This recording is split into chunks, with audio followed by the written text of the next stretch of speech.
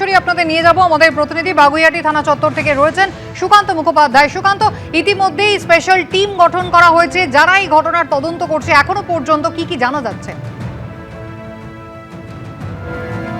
সুকান্তের সঙ্গে কথা বলবো। তবে দেবরাজ চক্রবর্তী, যার বিরুদ্ধে একাধিক অভিযোগ আপনারা জানেন, তোলাবাজি থেকে শুরু করে হুমকি, প্রতারণা সহ ভুরি ভুরি অভিযোগ দেবরাজ চক্রবর্তীর বিরুদ্ধে। একেবারে রেড চার্ট তৈরি করে তিনি রীতিমতো তোলা তুলতেন, এমনটাই কিন্তু তার বিরুদ্ধে অভিযোগ। এমনকি ইডিও ইসিআইআর দায়ের করে তার বিরুদ্ধে তদন্ত শুরু করেছে।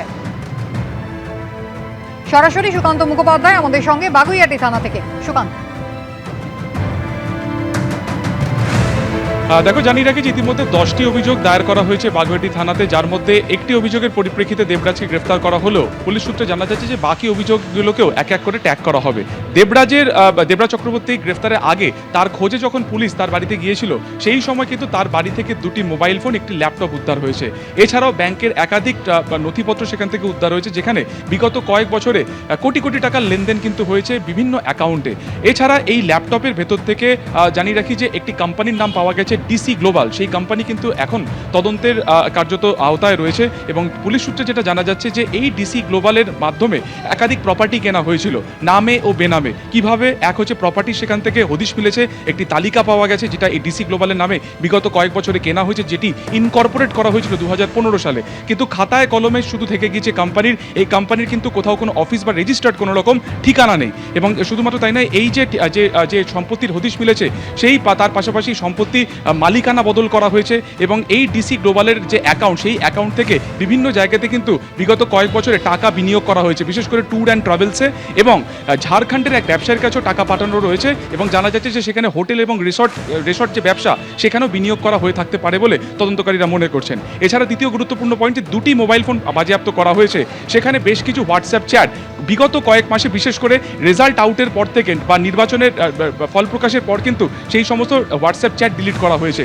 সেই হোয়াটসঅ্যাপ চ্যাট যেগুলো ডিলিট করা হয়েছে সেগুলোকে রিট্রিভ করা হচ্ছে এবং পুলিশ সূত্রে যেটা জানা যাচ্ছে যে 7 দিন হেফাজতে থাকার পর যখন ফের তাকে বারাসাত আদালতে তোলা হবে, এই ল্যাপটপ এবং এই যে মোবাইল ফোন রয়েছে সেগুলোকে ফরেন্সিক এক্সপার্টদেরকে দিয়ে পরীক্ষা করানো হতে পারে বলে মনে করা হচ্ছে।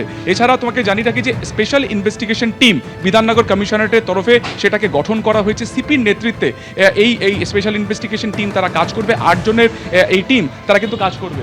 এবং আমি তোমাকে দেখাবো, গাড়ি ইতিমধ্যে প্রস্তুত হয়ে গিয়েছে। কিছুক্ষণের মধ্যেই দেবরাজ চক্রবর্তী তাকে এই গাড়িতে করে প্রত্যেক দিন তার যে রুটিন শারীরিক পরীক্ষা সেখানে তাকে নিয়ে যাওয়া হবে, অর্থাৎ দেশবন্ধু স্বাস্থ্যকেন্দ্রে তাকে নিয়ে যাওয়া হবে। এখন দেখা তাকে প্রশ্ন করলে আজকে তিনি কোনো প্রশ্নের উত্তর দেন কিনা।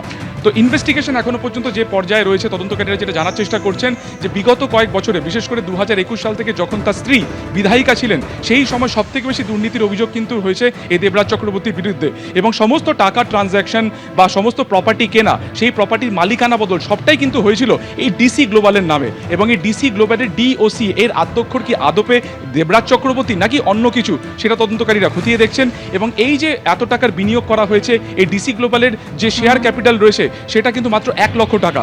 সেখান থেকে দাঁড়িয়ে মাত্র 1 লক্ষ টাকার কোম্পানির মুনাফা এই বিগত 5-6 বছরে কি করে কোটি কোটি টাকাতে হয়ে গেল যে এই কোম্পানি এই এত টাকা সম্পত্তি কিনলো। ফলত আয়ের সাথে কোথাও না কোথাও সঙ্গতিহীন সম্পত্তি রয়েছে, তার উৎস কি জানার চেষ্টা করছেন তদন্তকারীরা।